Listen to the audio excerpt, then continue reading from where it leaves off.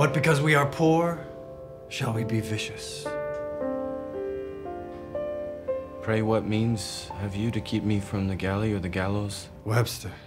Terrific stuff, isn't it? Episode 11 is titled Under God's Power She Flourishes.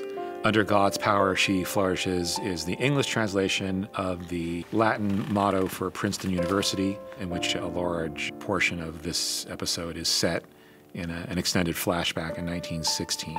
It also has some interesting overtones and undertones when you see what happens in that flashback regarding Jillian and Jimmy. Why did you come here, Ma? Oh, baby. I'm just the loneliest person on earth. I think the scene, it's as Oedipal as it gets. It's a shoe that's been waiting to be dropped for years, and neither of them are forced into anything. I think we get a sense of what's underneath that, a real sense of her being a damaged person that won't ever really be made whole, and that her strongest, closest bond is with her son, who she had when she was 13. Those lines were blurred at the moment of his birth. And the person she feels the greatest connection to is him. The person she feels most unguarded with is him. The person she trusts most is him. And it's all desperately, fatally mixed up. And I think that is something that makes us sympathetic towards her. I think there's no one else in all the world. There's only you and me. The irony here is that I am always the person who resolutely says, I don't see the point in doing a flashback.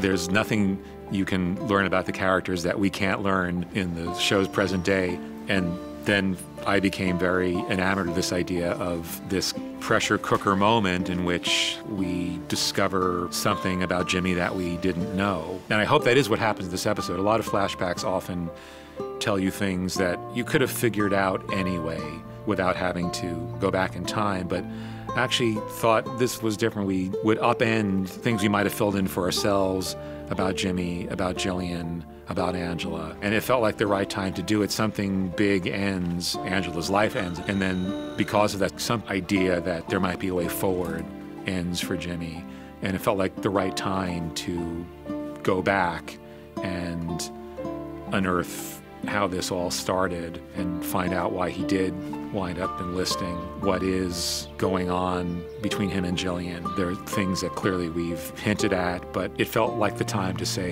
here's the crucible moment that sent him off into this life, which is now culminating here. James, you have a son and a business waiting for you. Do you understand what I'm saying? I understand.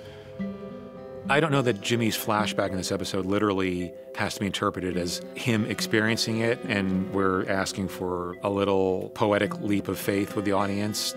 We do want to feel that we've been eavesdropping on his heroin-induced dream state, but we don't literally have to feel that we've been keeping step-by-step pace with him as he's reliving that. But we do want people to carry that sense of what we just saw and what's just happened in the show's present day with him as he returns home. I think the main thing that really sparks him is Jillian's fantastic coldness about Angela's death and how they're just going to move on from that. I think there really is this sense of a circle being closed, and that circle ends with a lock and key, and that erupts in his lashing out at Jillian, which is clearly coming out of not only what we've seen happen this season, but their very twisted, inextricable relationship. And it gets very operatic, and I say that in a good way. It's a very big scene, big things happen, and it really becomes literally fratricidal.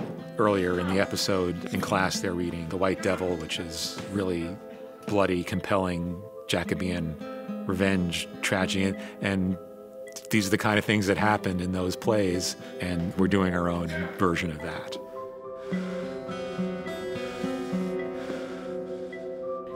Finish it.